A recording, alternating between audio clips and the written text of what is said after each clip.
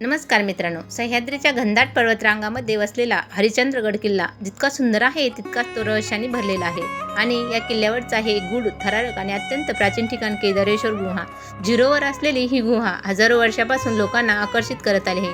गुहेत प्रवेश करताच सर्वप्रथम जाणवते ती भीतीदायक शांतता, थंडगार वातावरण आणि मध्यभागी असलेलं विशाल शिवलिंग.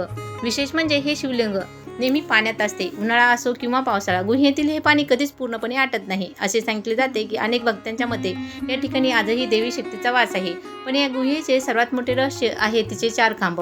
पूर्वी या शिवलिंगाभोवती 4 मोठे दगडी खांब होते. असे मानले जाते की हे 4 खांब म्हणजे 4 युगाचे प्रतीक आहेत: सत्ययुग, त्रेतायुग, द्वापारयुग आणि कलियुग. लोककथेनुसार प्रत्येक युग संपल्यावर एक खांब तुटत गेला आणि आज या गुहेत फक्त एकच खांब उरलेला आहे. स्थानिक लोक सांगतात की हा शेवटचा खांब म्हणजे कलियुगाचे प्रतीक आहे आणि ज्या दिवशी हा खांब कोसळेल त्या दिवशी जगाचा अंत होईल. म्हणूनच केदारेश्वर गुहेला महाराष्ट्रातील सर्वात रहस्यमय ठिकाणापैकी एक मानले जाते. काही इतिहासकारांच्या मते ही गुहा हजारो वर्षांहून अधिक जुनी आहे, तर काही लोक असेही मानतात की पांडवांनी वनवासाच्या काळात येथे भगवान शिवाची उपासना केली होती.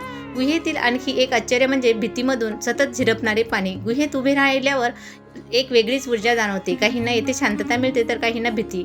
आजही हजारो ट्रेकर्स, शिवभक्त आणि इतिहासप्रेमी या गूढ गुहेला भेट देण्यासाठी हरिश्चंद्रगडावर येतात. कारण केदारेश्वर गुहा ही फक्त एक गुहा नाही, ती आहे श्रद्धा, इतिहास आणि अध्यात्म आणि रहस्य याचा संगम. आणि म्हणूनच आजही सह्याद्रीच्या दऱ्यामध्ये एक प्रश्न घुमत राहतो: तो शेवट खांब कोसळला तर खरंच जगाचा अंत होईल का? व्हिडिओ आवडला असेल तर व्हिडिओला लाईक करा, शेअर करा आणि सबस्क्राईब करायला विसरू नका. धन्यवाद.